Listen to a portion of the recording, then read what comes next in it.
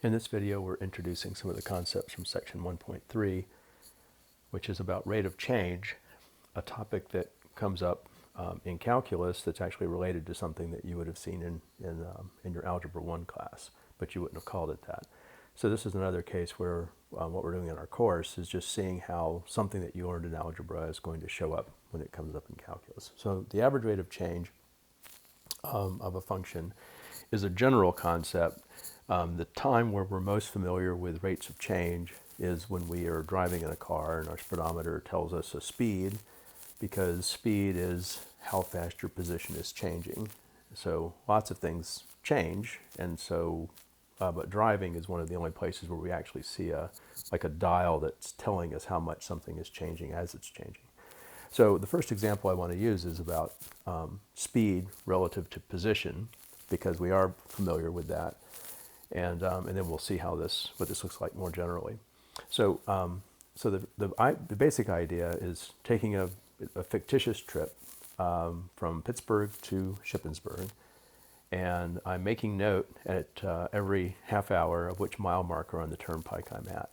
So I know that when I get on the turnpike from Pittsburgh, I'm at mile marker 57 on the turnpike, and when I get off the turnpike in Shippensburg, I'm at mile marker 202.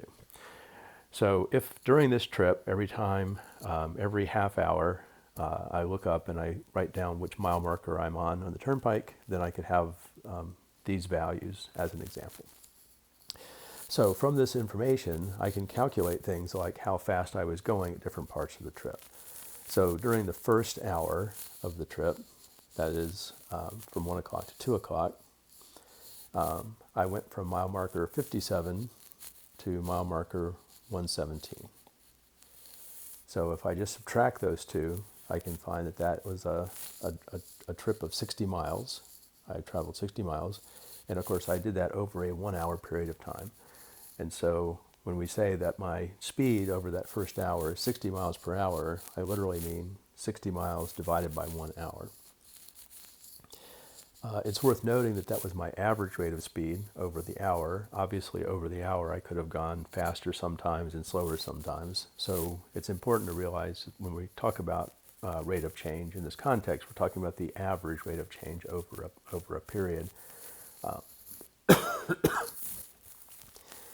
And so in terms of speed, that's different than what the speedometer is telling you.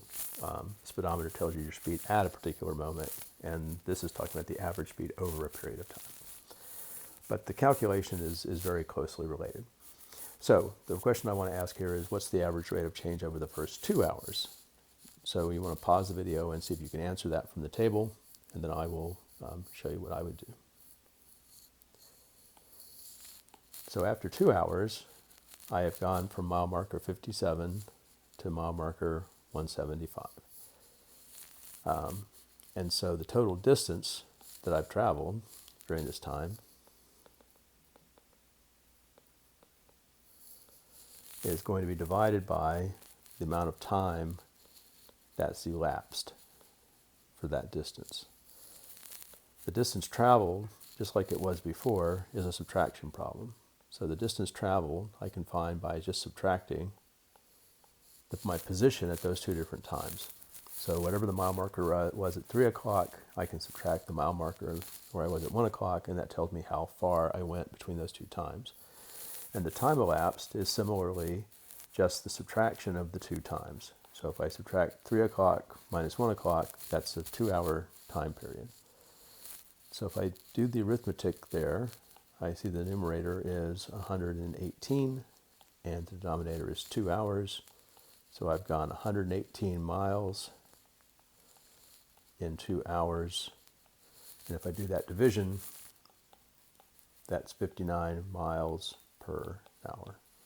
So that's my speed over the first 2 hours of this trip, my average speed. Notice that that's a little lower than my average speed for the first hour, so that means I know that during the second hour I was going a little bit slower on average than I was during the first hour. So that's what that looks like. The things I want to notice here are that my rate of change is a division problem. It's the amount of distance I changed divided by the amount of time it took. And when I try to find the change in distance and the change in time, those are subtraction problems.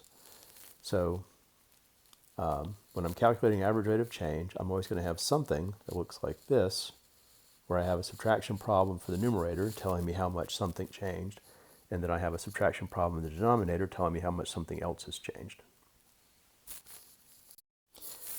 So here's what that looks like outside of the context of position and time.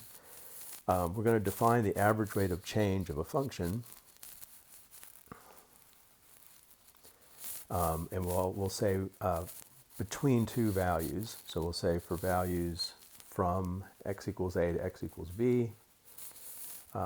You will see there are times where they use a shorter terminology, where just say over the interval ab. Those two things mean exactly the same thing. But in either case, we have a starting x value and an ending x value. So those are starting input and ending input for when I want this rate of change to apply. And then the formula says I'm going to take the change in function outputs divided by the change in the function inputs. So in the previous problem, the function was where it had inputs of the time that it was, and the outputs were the mile marker where I was located. So the change in outputs were just a change in mile markers, the change in inputs were the change in times. When I say it like that, I hope it looks a little bit familiar. When we calculate slope in Algebra 1, slope between 2 points, we write that as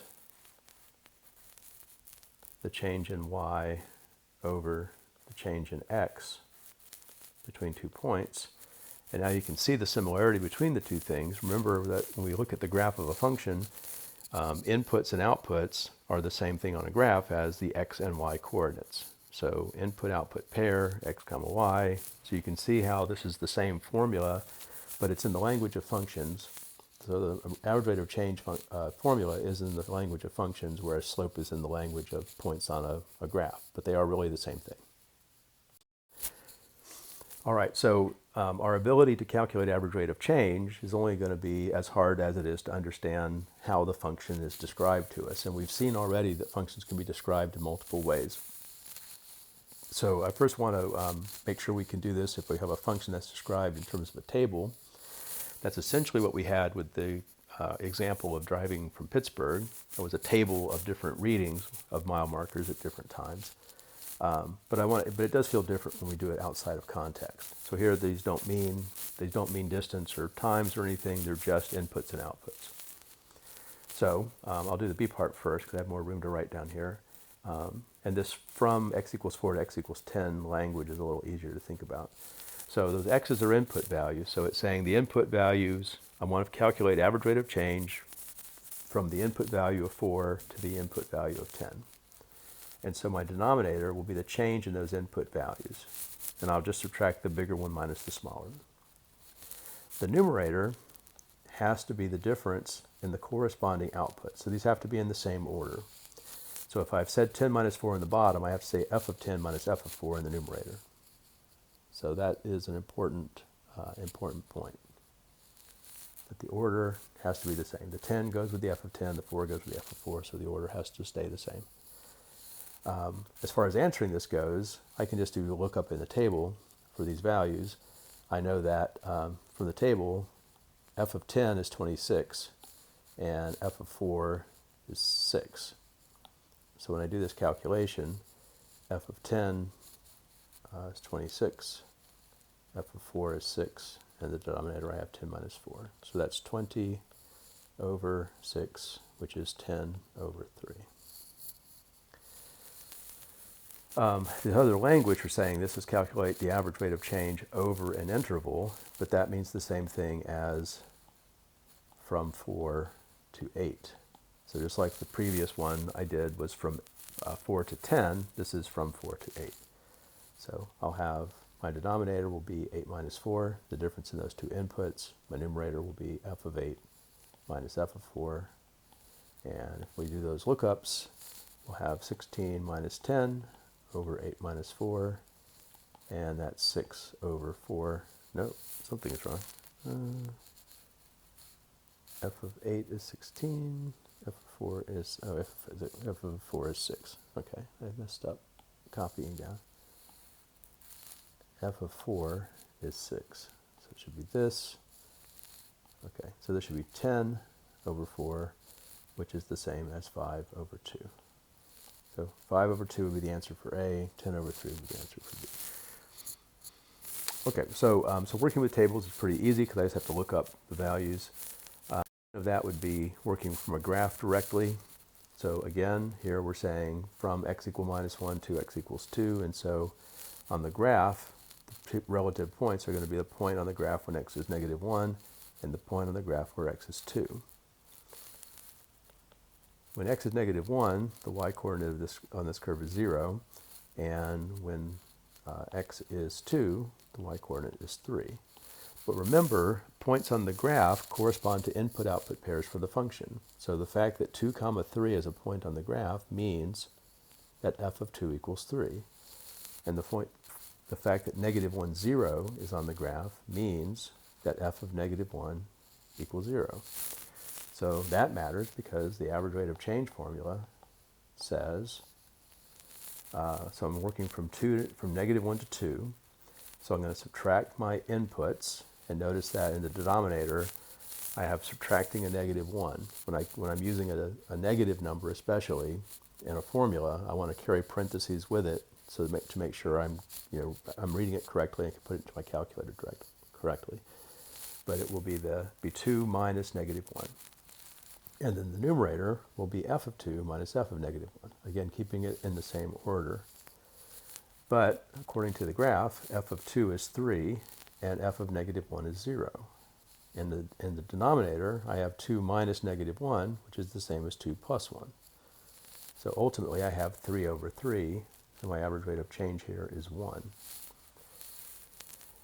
Now that not only should remind you of slope, this is literally the slope. So if you drew a line segment between these 2 points, this calculation is literally the slope. Okay. So when we have a graph, because the slope calculation is in terms of graphs, if we actually have a graph that describes our function, you are literally doing a slope calculation between the 2 points. So just change in y over change in x. Finally, the most common way that we have to work with this is when the function is given as an algebraic formula. And this is the most common thing we see in algebra class. It's also the most common thing you'll see in calculus class. The other things do come up, but the most common thing will be these kind of algebraic expressions. So the average rate of change, and I'll start with the last one again because I have more room to write at the bottom. The average rate of change from x equals 1 to x equals 2 is going to be the difference in the inputs. And again, I just take the bigger one minus the smaller one. And my numerator will be f of 2 minus f of 1. But in this case, and I do have a graph there, so I could read the coordinates off the graph, but I can work directly from the algebra formula. The algebra formula, it's highlighted in green, tells me that f of x is always x squared. So f of 2 is going to be 2 squared, and f of 1 is going to be 1 squared. And so you can see in the numerator, I have 4 minus 1. In the denominator, I just have the number 1. So this rate of change will be 3. Since I have the graph, I could have drawn my 2 points, one where x is 1 and one where x is 2. So that's the point 1, 1. That's the point 2, 4. And I could have literally done a slope calculation between them, and I would have found out the slope was 3. So the other two here are similar. The average rate of change in this case is going to be f of 1 minus f of 0 over 1 minus 0. Average rate of change in this case, f of 2 minus f of negative 1 over 2 minus negative 1. Again, be careful that you really are subtracting the 2. And as it turns out, both of these answers are 1, if you want to check. And it's easy to see that if you draw the points on the graph. You'll see the line segments have slope 1.